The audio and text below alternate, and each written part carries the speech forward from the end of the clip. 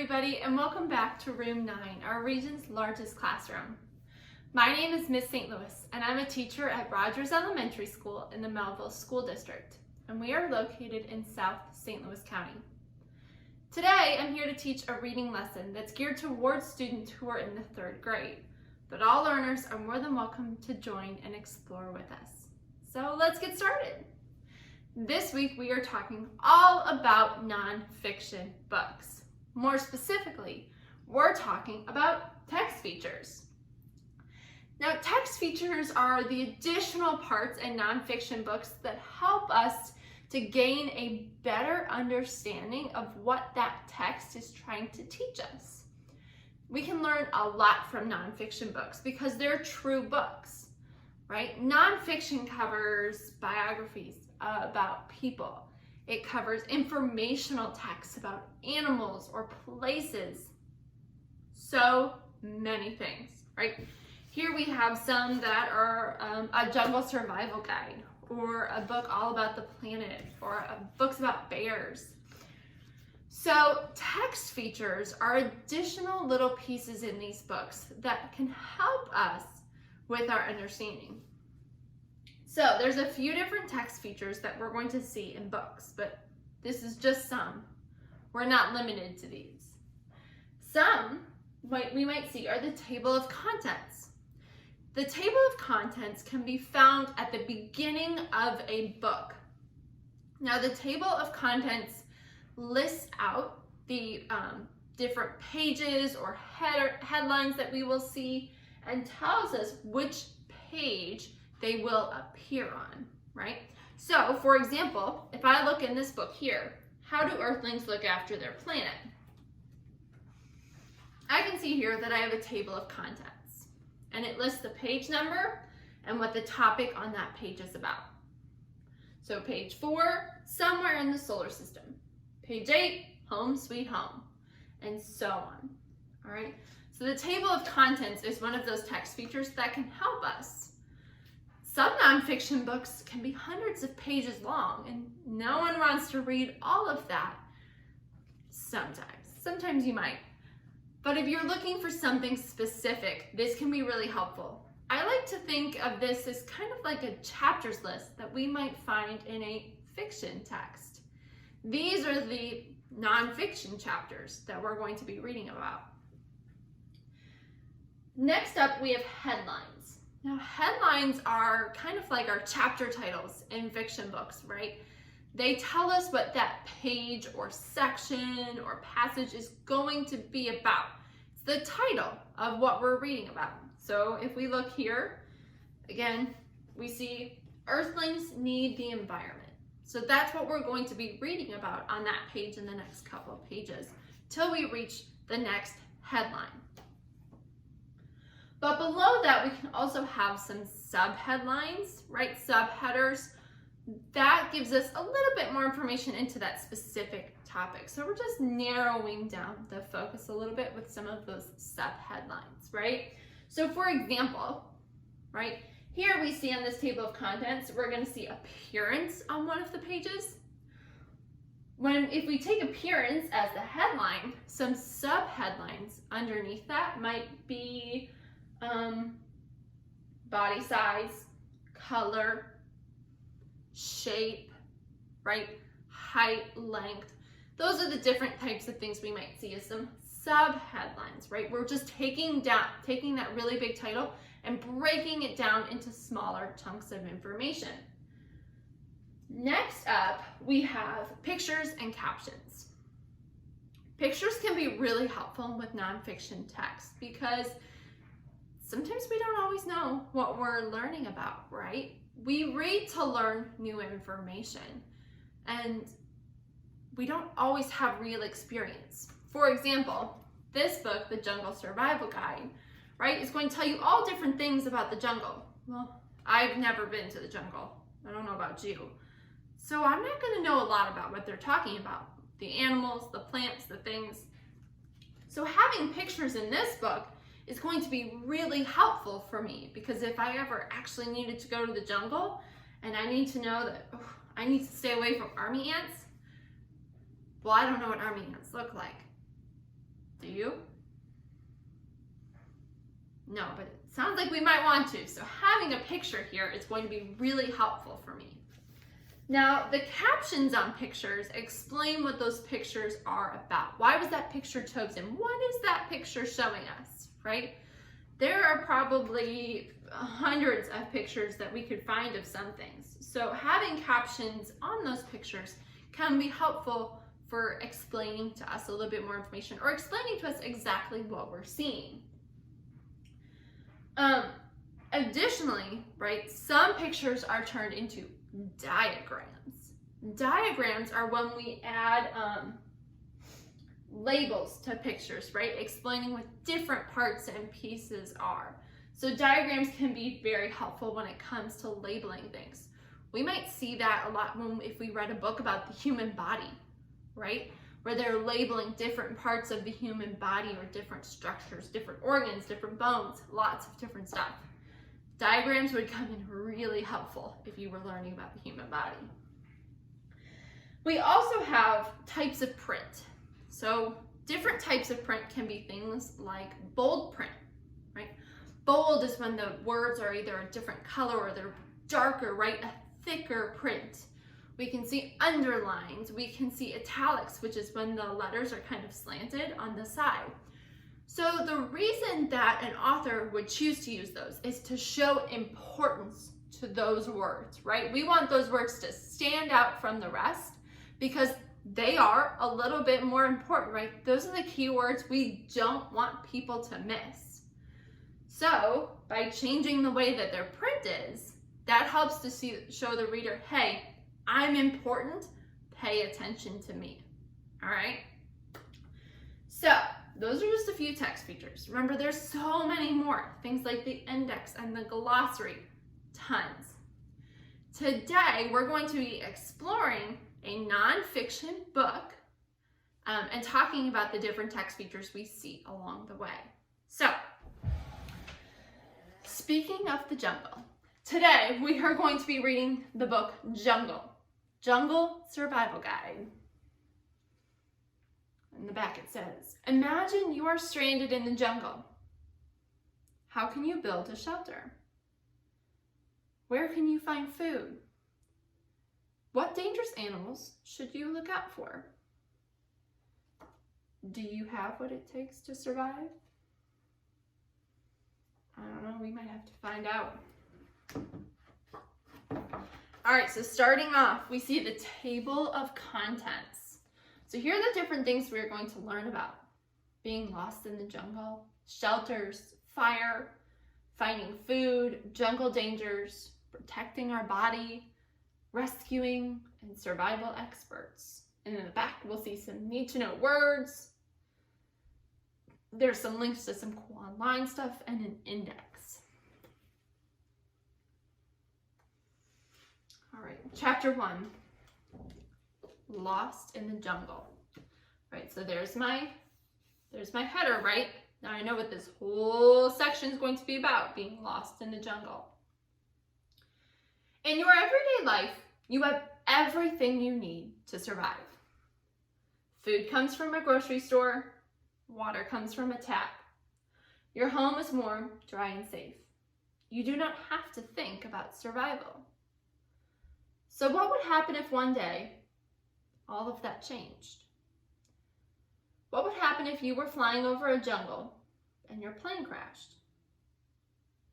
Would you know how to survive in a jungle? Let's see. The Amazon rainforest is a huge jungle in South America. Does anybody know where South America is? Right, it's the continent just below North America. We live in North America. So below us, right, the United States, below us, we have Mexico, and below Mexico, right, we have Latin America. It's that chunk of countries right there, kind of in the middle between where South America starts and at the bottom of North America. So then we have South America, which is the continent right below us. So here we see the Amazon rainforest covers more than 2.1 million square miles. That's 5.4 million square kilometers. Huge. In the rainforest, heavy rain falls non-stop for days. You can collect rainwater for drinking in large leaves. Ooh, good survival tip. Use the leaf to collect rainwater. Millions of insects and other animals live in the rainforest, so you will have plenty to eat. Would you eat an animal in the rainforest? I don't know that I would. Here's an army ant carrying a larvae. Look under logs for termites, ants, and their larvae. Oh, larvae is bolded. Do you know what larvae is? It's one of those keywords. Let's see if maybe it's listed in the back to help us understand what it is. Larvae. Sorry, that's my puppy Winnie. She doesn't look like she wants to know what larvae is, does she? Larvae, the young of many insects, including ants and termites. Larvae hatch from eggs.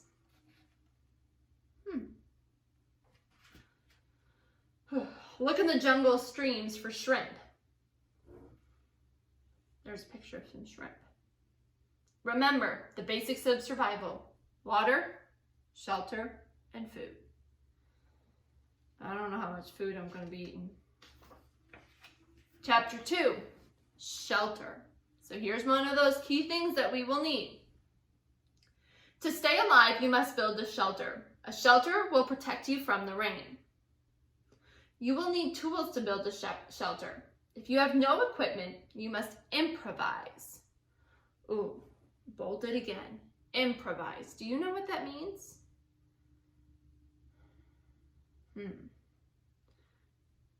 It's a tricky word. So to find out what it means, we can use the glossary, right? We can go to the back of the book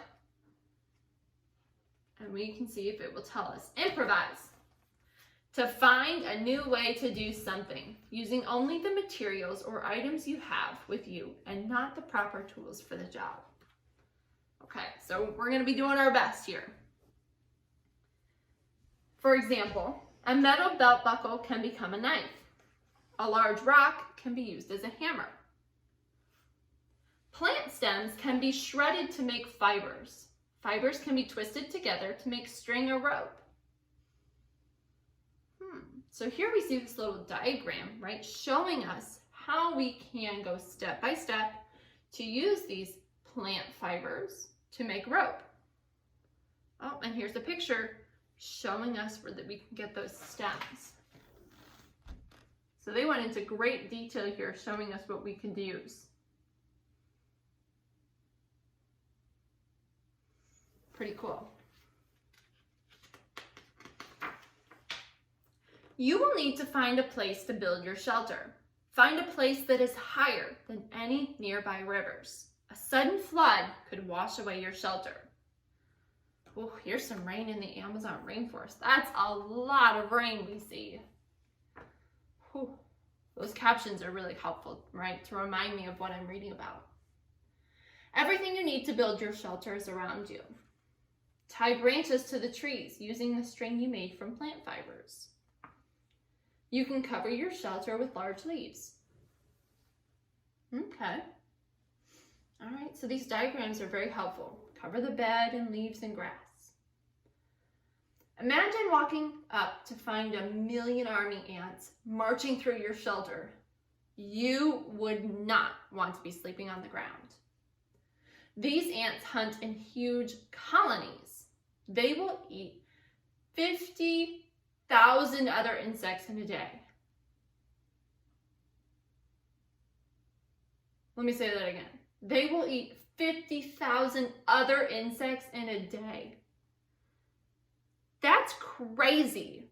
That's a huge amount of insects. My goodness, they must be really hungry, huh? Here are those army ants. Kind of scary looking. A raised bed will protect you from insects, scorpions, and snakes that could climb on you during the night. Yikes. I do not want to wake up to a snake on me. Chapter 3, Fire. You will need a fire for cooking and warmth. When the rain stops, look for a clearing. Here, the hot sun will soon dry out materials. To build a fire, you need tinder, kindling, and fuel. So tinder is a material that will catch fire easily. Well, I can think of things around my house that I could use as tinder, right? I could use paper or wood, but what would you use as tinder in the rainforest? Oh, it says here you can use dry moss or bird feathers for tinder. Then you add kindling, which helps the fire burn strongly. So you can use dry leaves for kindling. Ooh, so that's where drying things out is going to become really handy, right? The rainforest has all this rain, so we have to dry things out. Okay, starting to really come together here, huh? Then you add fuel, which will burn for a long time. Use bark or broken branches for fuel. So if you have ever, right, participated in a bonfire with your family, right, or built a campfire, you might have used extra bark or broken branches to help keep your fire going. So you might already have some experience doing this. If you do not have matches, you need to make a spark. Look on the riverbank for flint or a sharp-edged rock. Strike the flint with a carbon steel knife. The knife will make a spark. Don't let your fire go out. At night, cover the fire with hot ashes. If you stop air from getting to the fire, it will burn very slowly. In the morning, when you brush away the ashes, the fire will still be burning.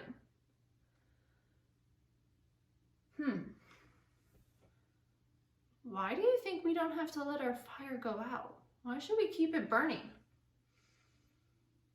To me, that doesn't seem safe, right? We're asleep, so we would want to put the fire out.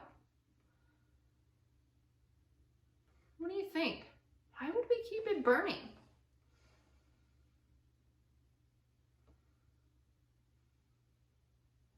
Maybe for safety. Ooh, at night, a fire will also protect you from the jaguar. You may not see him, but he could be nearby, watching you.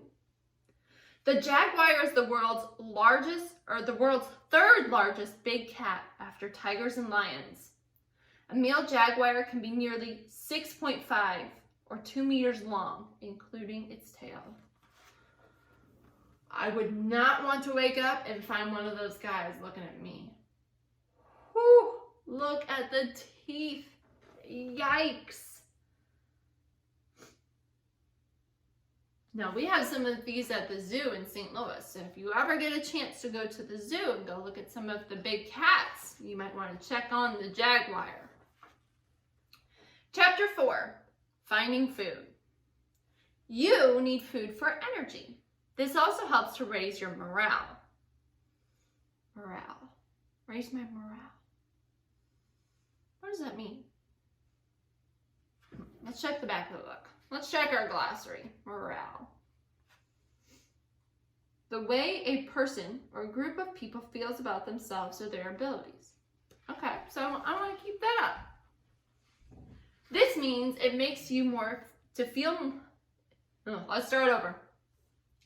This means it makes you feel more able to cope with your situation. Crush ants, beetles, crickets, and termites together to make a tasty paste. Ew. Here we have ants and beetles, crickets and termites.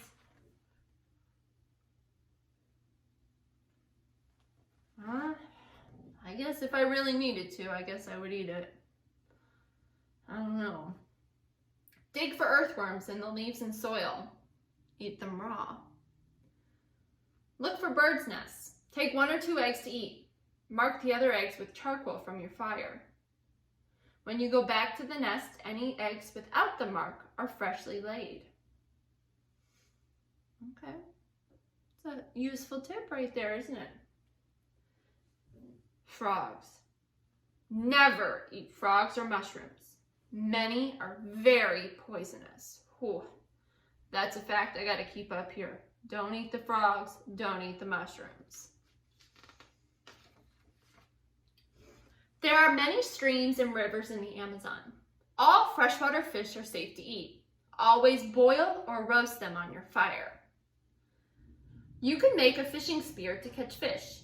Sharpen a stem of bamboo to make a spear. Stand still in shallow water with the spear point underwater. Move the point slowly towards a fish. Then, with a sudden push, pin the fish to the riverbed. Oh, so here we see some bamboo, right? Picture with a little caption helping us to know what that exactly is, bamboo. To make a fishing rod, you can improvise. Use your shoelaces as fishing line. A thorn from a plant can be used as a hook. A worm can be used as bait. All right, so here are those pieces you might need to help you make a fishing line. Right, we could use that bamboo as part of our rod, couldn't we? Fashion our own little fishing line. And over here we see someone spear fishing from a canoe. Right, so using a spear that they've made to hunt fish.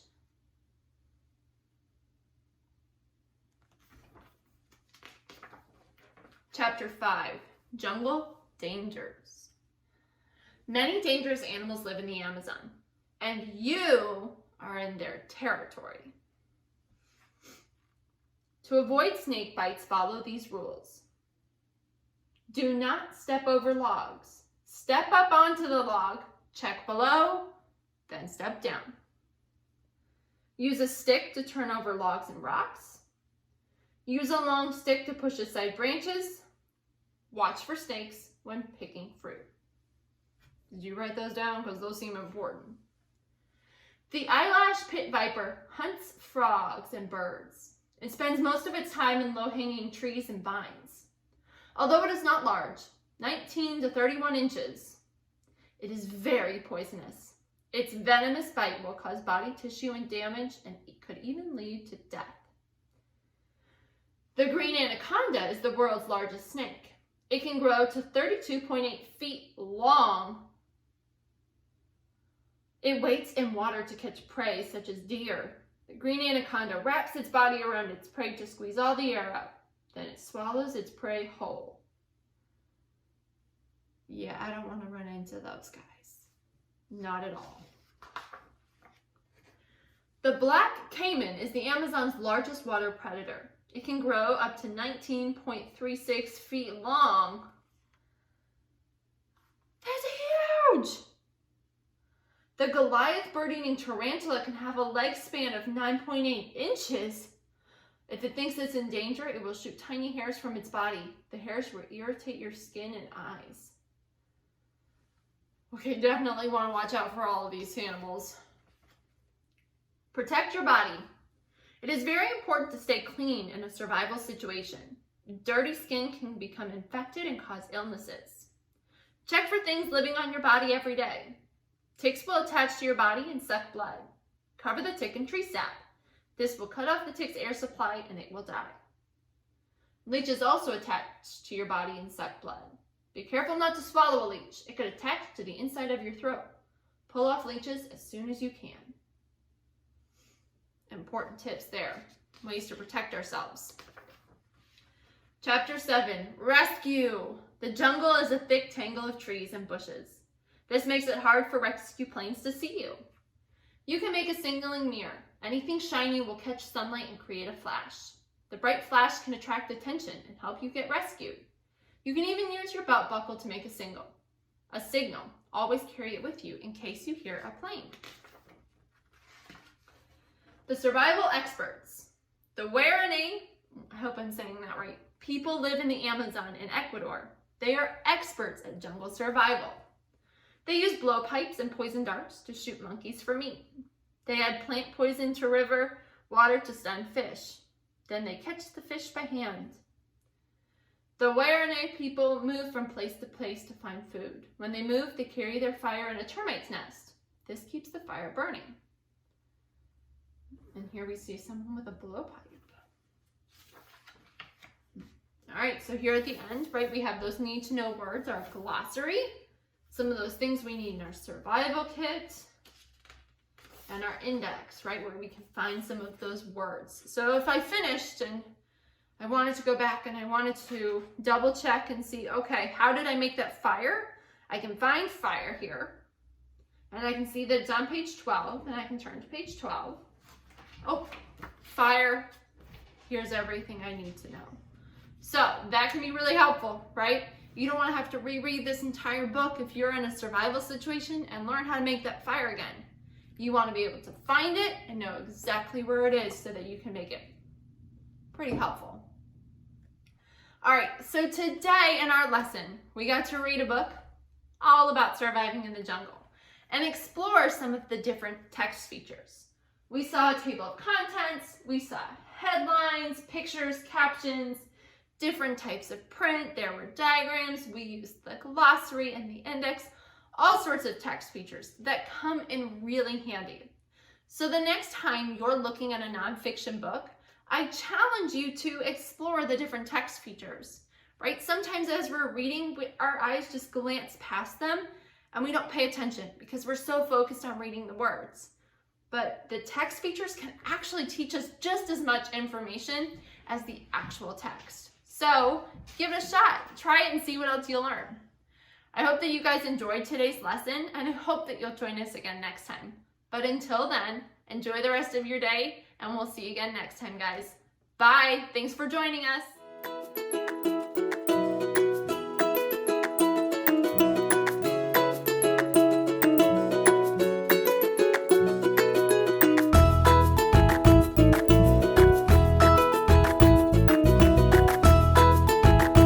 Teaching in Room 9 is made possible with support of Bank of America, Dana Brown Charitable Trust, Emerson, and viewers like you.